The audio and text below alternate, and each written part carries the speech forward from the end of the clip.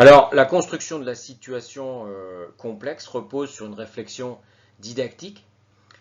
Et la didactique, c'est une réflexion spécifique sur la structure de l'activité telle qu'elle existe culturellement, mais aussi une réflexion sur ce qui doit être transmis aux élèves, en regard des contraintes spécifiques à l'école.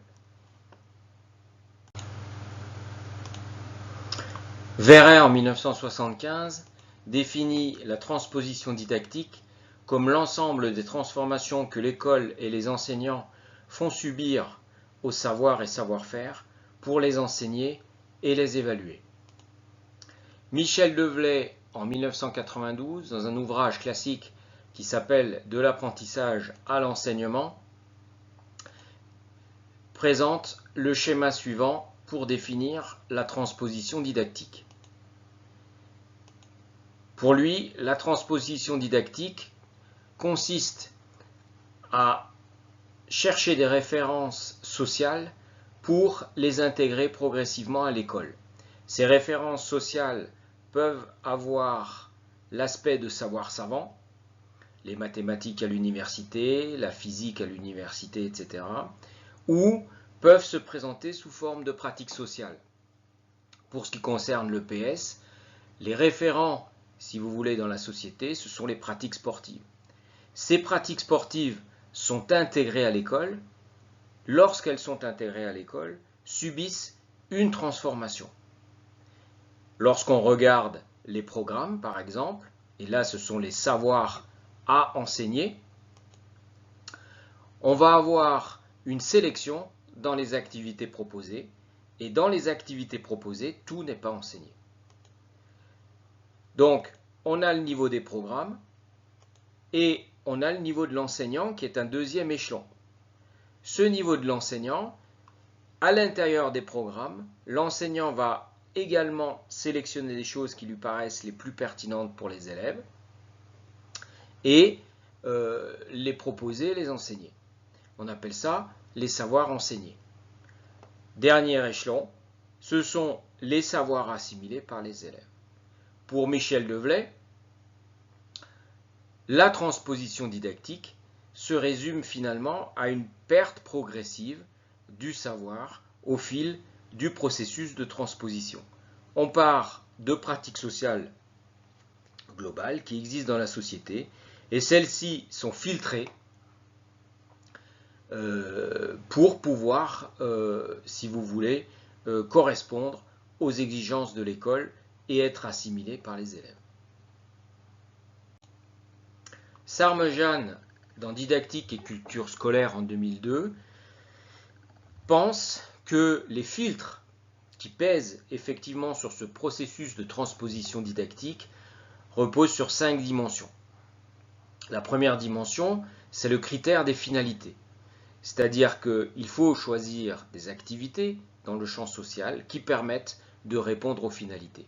Je vous donne un exemple. Les pratiques de musculation qui valorisent en fait l'égocentrisme, le culte du corps, où les gens se regardent dans le miroir, ne sont pas des pratiques qui sont valorisées à l'école. Deuxième aspect, il y a le critère temporel.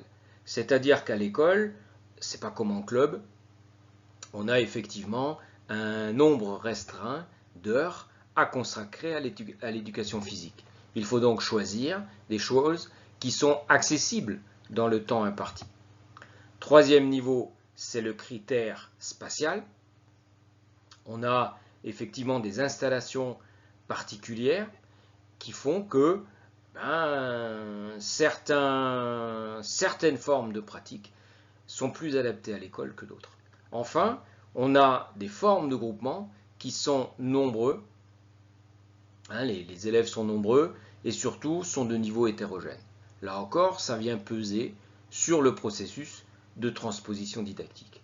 Enfin, le dernier point, c'est qu'on est obligé d'évaluer ce qu'on enseigne. Et il y a des choses qui sont plus ou moins facilement évaluables. Si je prends par exemple l'activité relaxation, c'est une activité qui est très très dure à évaluer et qui permet difficilement de s'inscrire dans la logique scolaire. L'ensemble de ces dimensions débouche sur une forme de sélection des savoirs, qui constitue finalement la transposition didactique. Chervel, en 1998, dans un ouvrage qui s'appelle « La culture scolaire, une approche historique », remet un petit peu en cause l'idée de De Vley, qui voyait dans le processus de transposition didactique un processus essentiellement descendant. C'est-à-dire qu'on passait d'une logique sociale à une logique scolaire. Pour Chervel, l'école est productrice d'une culture qui lui est propre. C'est-à-dire qu'elle invente des formes de pratiques scolaires qui correspondent en fait aux contraintes qui pèsent sur elle. Et ça, c'est une approche assez récente, et on va parler de formes de pratiques scolaires des APSA.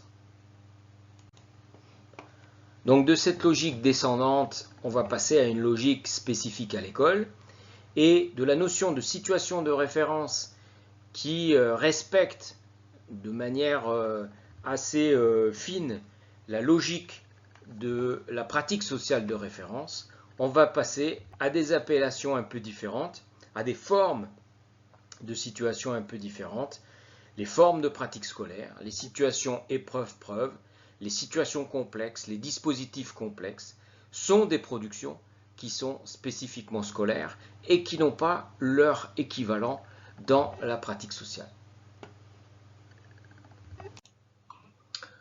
En plus des références que je vous ai déposées sur Claroline, ici je vous présente, dans la revue EPS, vous trouvez effectivement des propositions, dans la revue du CEDREPS, anciennement revue du CEDRE, vous allez entendre parler de formes de pratique scolaire des APSA, sur le site de l'AEPS, dans les dossiers EPS, dans certains rapports de formation continue.